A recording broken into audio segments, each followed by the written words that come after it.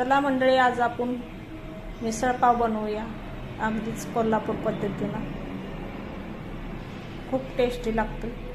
आपण हॉटेलमध्ये जाऊन मिसळ पाव मागतो घेतो, त्यापारस भारी आपण घरच्या घरी बनवूया. इथं मी सर्व खडं मसाला घेतला, तर धना, जिरं, दालचिनी, लवंग, हिरवी वेलची, मोठी एक वेलची घेतली. सर्व गरम मसाला भाजून घेऊया. 1 चमचा खसखस घातले. 2-3 चमचे मी खोबरं किसल्याला घातले सुक्क. सर्व मसाले आपण भाजून घेऊया. भाजून थंड करायला ठेवूया. थंड झाल्यावर आपण आता वाटून घेणार आहे.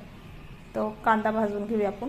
2 मोठं मी कांदा मोठं कापले, तर बारीक करून घ्यायचे. अद्रक लसूण पण मी घातला त्याच्यामध्ये.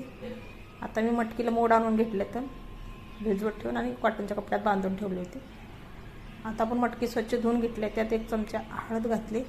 चवीपुरतं मीठ घातले. मिसळून घ्यायचं सगळं मिक्स करून आणि कुकरला 2 शिट्ट्या काढून घ्यायच्या. इथं गरम मसाला थंड झाला आपण वाटून घेणार आहे. गरम मसाला असा बारीक वाटून घ्यायचा पावडर बनवून. त्याच्यामध्ये कांदा आणि कोथिंबीर घालूया. मटकी पण आपली शिजली आता चांगली. अशा पद्धतीनं आता कढई ठेवल्या गॅसवर. कढईमध्ये 2-3 चमचे तेल घालायचं. तेल जरा जास्त वापरायचं. आता आपण ते वाटलेला मसाला घालूया.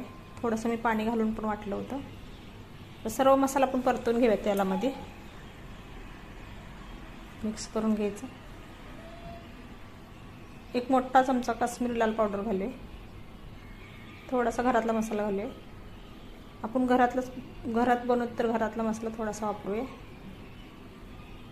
पण हॉटेलसारखी चव येणार आहे पाव मिसळला. अगदी टेस्टी होते बघा. तुम्ही एकदा बनवून तर सारखं बनवून खायला. तेलामध्ये परतून घ्यायचा चांगला व्यवस्थित मसाला, तेल सुटेपर्यंत.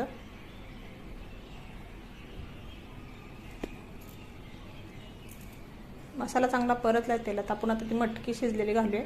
पाण्यासहितच आपण पाणी काही एक्स्ट्रा काढून ठेवलं नव्हतं बाजूला. आणि आपण वरून गरम पाणी वतणार आहे. आता दाटसर आहे. आता पातळ आपण असा रसा बनवणार आहे मटकीचा.